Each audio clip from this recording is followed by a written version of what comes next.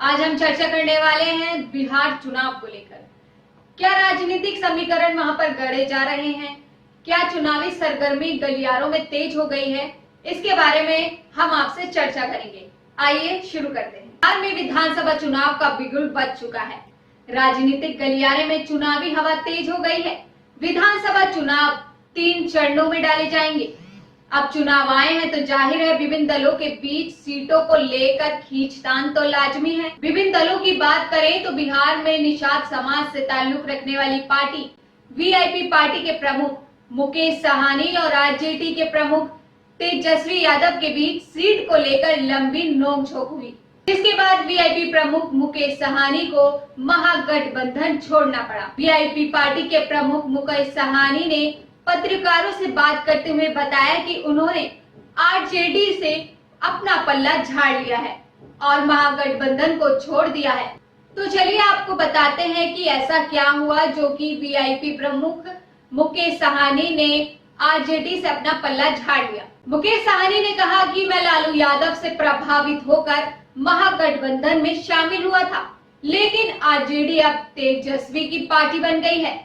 मुकेश साहनी ने कहा कि महागठबंधन में उनके साथ धोखा हुआ है, उनकी पीठ में खंजर घोंपा गया है, लेकिन अब पिछड़ा समाज से आने वाले प्रधानमंत्री और मुख्यमंत्री ने उनकी पीठ पर मरहम लगाया है। अब हम आपको बताते चले कि पीठ में खंजर घोंपने वाली बात वीआईपी प्रमुख मुकेश साहनी ने क्यों कही।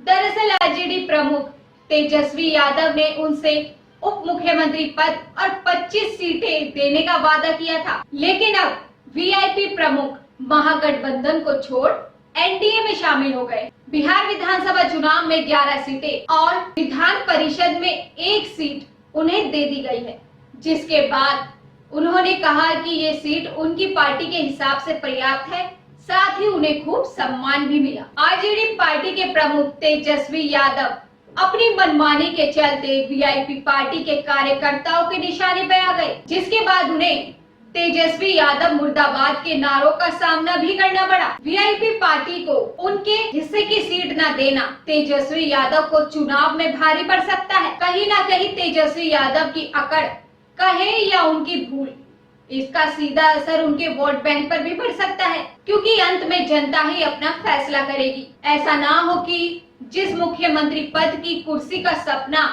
तेजस्वी यादव देख रहे हैं, कल वही जनता अपने फैसले से तेजस्वी यादव को जमीन पर औंधे मुंह गिरा दे। अब बात कर लेते हैं नीतीश कुमार के काम की।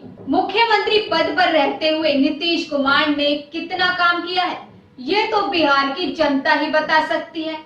आप और मैं तो केवल अनुमान लगा सकते हैं। बिहार की जनता को बाढ़ में काफी परेशानियों का सामना करना पड़ा और अब तो कोरोना काल के चलते अस्पताल में सुविधा केवल कागजों में ही दिखाई पड़ रही है। जमीनी हकीकत तो कुछ और है। अस्पतालों की स्थिति किसी से छुपी नहीं है।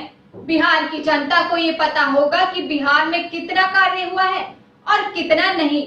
बिहार की जनता ये अधिक समझती है और जानती भी होगी कि बिहार में जनता की सुविधा के लिए कितना काम अभी होना बाकी है, जिसके मद्देनजर बिहार की जनता आने वाला सीएम चुनेगी, ये तो आने वाले समय में ही पता चलेगा। नीतीश कुमार को फिर से कुर्सी पर बैठाना है या नहीं। बहरहाल बिहार में एक तरफ एनडीए है तो दूसरी तरफ महागठबंधन में RJD, JMM, Congress, CPM, CPI और अन्य दल हैं। तो वहीं अगर बात करें एनडीए की, तो एनडीए में बीजेपी, जेडीयू, वीआईपी और हम पार्टी आती है। बिहार में चुनाव 3 चरणों में होगा।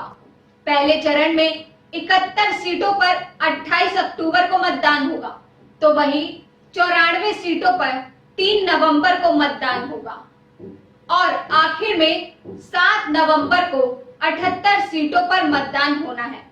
10 नवंबर को मतगणना की जाएगी। ये जानकारी आपको कैसी लगी हमें कमेंट बॉक्स में बताएं। हमारे चैनल को सब्सक्राइब करें। इस पूरी चर्चा पर आपकी क्या राय है हमें अवश्य बताएं। धन्यवाद।